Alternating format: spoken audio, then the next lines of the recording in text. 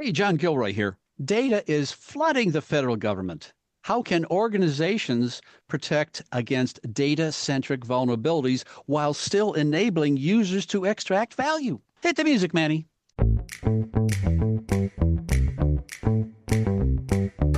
Welcome to the Federal Tech Podcast, the podcast that connects you to federal technology leaders. Our guest today is Dr. Ellison Ann Williams.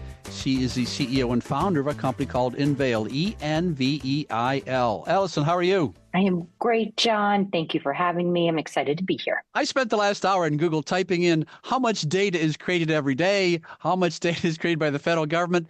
Nobody knows. They just guess. The petabytes. I mean, how do we even, we know how we get there. It's sensors every IoT devices, phones. But this is even, we can start with being confused to how much data is flooding in. Too much. Yeah, I think too much would be the accurate answer. We've seen some estimates that are like, 400 million terabytes a day of data. So it's enormous. Yeah, that's the figure I got from a place called Exploding Topics I talked about. So flooding into all kinds of companies, insurance companies and car manufacturers and everything else, also flooding into the federal government. So this is a problem and an opportunity because the federal government has a responsibility to absorb a lot of this information, like census information, and have it available for people to look at. They have places like data.gov and stuff, and so they have this information available. So the question is, what's sensitive, what isn't, and how? This is the how here. How can they do that? Yeah, for sure. Well, you know what they say, the other side of a challenge is an opportunity, and that's certainly true with data. So yes, we have more data than ever, but that also means we can have more insights in a faster way than we've ever been able to have. And that's true across the federal ecosystem. But then the question is, well, how do you do that? And then how do you do that in a way that respects the security, privacy of the data at all times, when it's being used, when it's being stored, those types of things. So what's the differentiator here? If we went to Chicago and sat down with some public relations companies and talked about data, why is it different here in the federal government? So the federal government is unique because the amount of kind of boundaries and silos that are drawn by necessity, by things like need to know, privacy, classification boundaries, things like that, are much larger than what you see, for example, in a commercial organization or in the commercial ecosystem. And that makes it extremely challenging to be able to use data in such a way that respects the reason that those boundaries and silos are there in the first place. That's the real challenge when you start talking about the federal ecosystem. And we haven't even gotten to things that are completely data dependent and hungry, like AI. Right. There's a podcast in town that I listen to called Feds at the Edge. And, well, there are a lot of feds at the edge now. And I think of North Carolina and FEMA, guess what? Those are feds at the edge out there, in Florida as well. And so so how does this data apply to data sources, sensors, Internet of Things, people working remotely? Yep, sensors, Internet of Things. Everybody has a digital footprint, of course.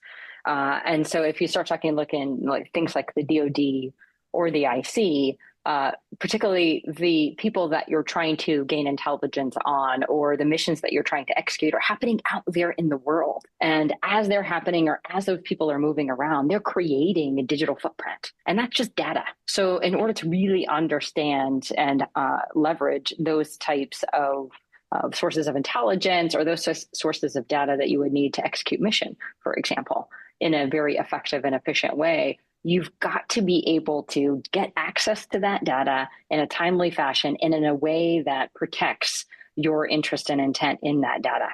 And so that's a huge, huge challenge across the board. And that's what we see kind of pushing out here, both in the DoD, like I said, and in the IC, around all different types of frameworks and strategies that folks are trying to start using to shape and reshape the way that data gets used in those organizations. Well, in Washington, D.C. area here, we all know about executive orders, and I imagine there's an executive order today that you have to say artificial intelligence every 15.2 seconds or something. So we've got to bring this into the conversation because it seems to be important. Guess what? Data is very important for AI, isn't it? I mean, they suck in a lot of data. Yeah, for sure. So data is critical for AI, the tool called AI. So AI is only as good, or machine learning is only as good as the data that it's trained or used over. So you've got to have a good source of quality data in order to really make AI work in the way that you want to do it. That has to certainly be done in a safe, trustworthy, responsible way. And that's what we saw with the White House AI executive order here recently. But we've also seen this kind of vein of safe, trustworthy, responsible data usage throughout, I would say, even things like the zero trust type of framework and motion that's going on in the DoD, and then also things like the IC data strategy that just came out. So certainly, how do we leverage what we have? How do we do that in a responsible, safe, of course, trustworthy way? And then one step further than that, how do we do that in a way that protects the interest and intent and our national interests, our mission interests in that data? Yeah, I go to events all the time and I take notes. And I think as that event, someone talked about some strange term called data federation. And my image was bunch of farmer silos of information or limited stores of information and trying to generate and have work together. So this has got the ultimate challenge. If you're in the DoD and you have silos of information that are very sensitive information, yet someone wants to access those different bins of information, this gets to be kind of a delicate situation, doesn't it? It's incredibly difficult and incredibly challenging. And that problem has always existed. And typically, the solution to that problem was either assume the risk and go use it in a way that kind of exposed your interest and intent as you went out and kind of federated your questions, for example, or federated your kind of AI tooling, or trying to lift and shift the data up into a kind of more centralized location in order to have it processed. Now, those things are orthogonal to certainly anything like a zero trust kind of philosophy, right? So you're trying to get a perimeterless security model. And what are you trying to protect? Well, it's the data itself. So you're trying to protect the data itself in a way that you're trying to reduce the possible attack surfaces, meaning you don't want to really centralize and bring it all together. You want to leave it federated. So you want to leave the data where it is and as it is, as it's created, if possible. And that means you're going to have a lot of boundaries and silos. So then how do you use that? Well, there is kind of innovation and technology available, along with other types of good kind of data management and hygiene and things like that allow you to use data where it is and as it is across these boundaries and silos in a secure and private way. That's the family of technologies called privacy enhancing technologies, which allows things to you to do things like take searches that would contain sensitive content, encrypt it in one silo, send that encrypted search over to a different silo. Maybe that's a lower classification domain, for example, as in the DoD or the IC, and then it can process there without ever being decrypted. So none of that sensitive content is ever exposed across those boundaries and silos, and then you get encrypted results back, or you can decrypt, and you can get insights from data across these boundaries and silos in a way that protects your interest and intent. The same thing is true for machine learning models. Circling back to the White House AI executive order that we talked about just a second ago, that's an example of why you see privacy enhancing technologies as being mandated for secure AI, for that kind of model-centric data in use protection qualities across boundaries and silos in the White House AI executive order. I'm thinking about generals. I've met generals that are not, let's just say, very calm. And I'm sure they're sitting there saying, well, listen, this is what I want. I want to access multiple sources, but I want it just like one database. And they don't want to get blocked because sometimes there's just life and death situations here that they have to access certain areas that they may or may not have privilege to. And so this gets to be so difficult. And maybe that's the way to achieve it with privacy enhancing technology that can allow that as if it were, it's like a virtual, as if it were a single database. Correct. It is a way to really be able to use data in that kind of secure and private way, federated out across all these boundaries and silos. Otherwise, you're back in the world of people wanting to centralize all the data resources. Not only is that kind of completely orthogonal to something like a zero trust kind of philosophy, but it's also becoming impossible. I would argue it's already impossible to do that because look at the data volumes we just talked about that are getting created on a daily basis. You cannot continue replicating the internet or replicating the world up into your trusted environment just in order to draw insights from it because you want to protect what it is you're looking for. That's no longer a feasible option. And the good news is there is technology that's commercially available today that allows you to really change that paradigm and get all the way out to the edge, use data at the point of creation in a way that does protect your interest and intent. So I think that's incredibly, of course, exciting for anybody that's dealing with data, data management. How do we get value out of data across the federal ecosystem? Listen, people listen to this podcast on the metro. I sure have, or maybe they're walking their dog or something. And if they want to, I got a bunch of questions for you, but if they want to get information now, I have a website here, enveil.com. Do you have a public sector site there too? We do.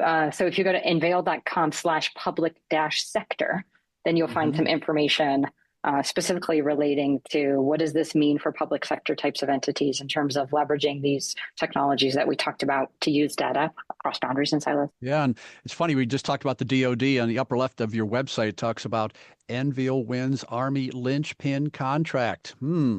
So you must know something about the DoD. But my next question is going to be about the intelligence community. So when I think of organizations that have containerized information or silos of information, it's got to be the intelligence community of we know these things and we're not going to let you know. And they also have to seek out new sources of information. So there's a challenge for you, the IC, in doing these, privacy enhanced searches, huh? Absolutely. Boundaries and silos are very, very sharp and well drawn inside of intelligence communities. But that paradigm is flipping because of things like what we talked about before, this digital footprint, which is really kind of resulting in what the term that you'll see for the IC data strategy and things like that are around publicly available information or commercially available information, those PAI and CAI types of data. That is absolute gold when you start talking about extracting intelligence from it for all the reasons that we've mentioned about, hey, where are the people that you're trying to understand and get intelligence insights relating? They're working out in the world. They're moving around. They're leaving a digital footprint. That footprint is available publicly and commercially. You need to use it. However, back to what we mentioned about replicating the world up into trusted systems in order to protect your interest and intent, that is not a feasible way to proceed. You can only get just a tiny little bit of data up there relative to everything that's being created. And it's enormously expensive and time consuming to do that. So again, privacy enhancing technologies can really come in and change the game and allow that data to be used where it is, as it is out in the world, in a secure and private way. So it's your have your cake and eat it too. Okay, we're going to do wordplay here. We all know that the CIA is in the intelligence community. We know that. But the acronym I want to focus in on is CAI, commercially available information. And I would imagine that intelligence community people must be interested in that because there's new rules from the DNI about using, a framework for commercially available information. There's another curveball there. How do you access that and not access that? And boy, it gets tricky. For sure. Absolutely. And so commercially available information, like we talked about before, is an enormously rich source of information from which to derive intelligence. And yes, you need to do that in a way that protects your interest and intent. You also need to do it in a way that protects privacy and civil liberties, obviously.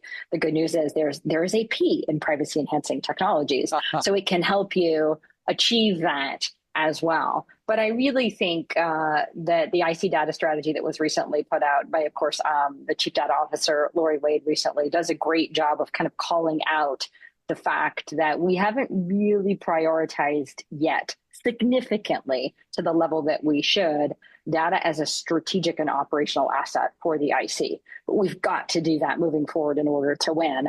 And then in order to kind of really extract that value, we've got to be open to all new types of innovative ways to understand what we have, to discover it, and then to be able to turn around and securely use it in the fastest possible manner that we can, which is not, as we mentioned before, the traditional old school way of lifting and shifting it up into higher trust systems. It just can't hold it anymore. We talked a little about the DoD, a little bit about the intelligence community, and I think we could focus in on our friends over at CISA. And CISA's offered many guidelines for zero trust. In fact, they had Zero Trust 2.0. Who knew that?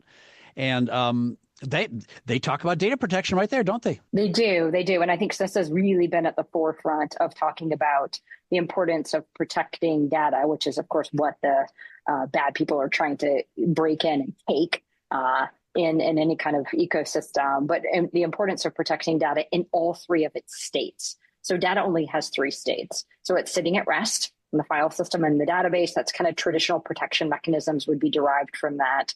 File system encryption, database encryption, things like that. The second state of data is it's moving around through the network. There's a lot of really well understood ways to protect data as it's moving around. And then the third state is when it's being used or processed, when you're running a search over that data that's otherwise sitting there as at rest. When you're running an analytic over the data that would otherwise be sitting there at rest, that also includes the very buzzy AI machine learning types of analytics and tools. That's where you're going to get the value out of the data. So what CISA has done very nicely is talk about it's important to protect all three states of data at rest, in transit, but also protecting it in use. And that's what privacy enhancing technologies uniquely do, is protect data in use. That's why they're so powerful. I did my silly opening to this interview about, making data available, but also making sure it's secure, kind of a dilemma. I once heard a race car driver saying that if he went 168 miles an hour, he'd lose the race. If he went 169, he'd turn over.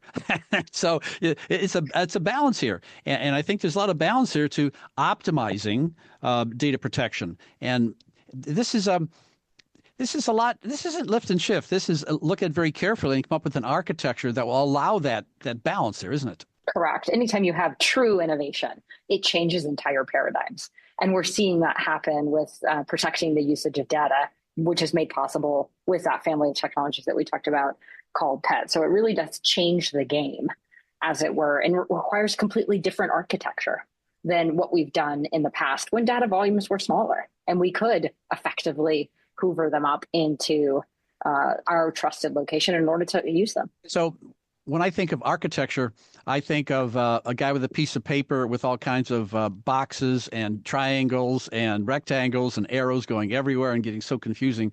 But I think Zero Trust is trying to simplify that a little bit with maybe a more intellectual or a strategic approach, and this goes hand in hand with data protection. So I think this is an important topic to delve into, and so.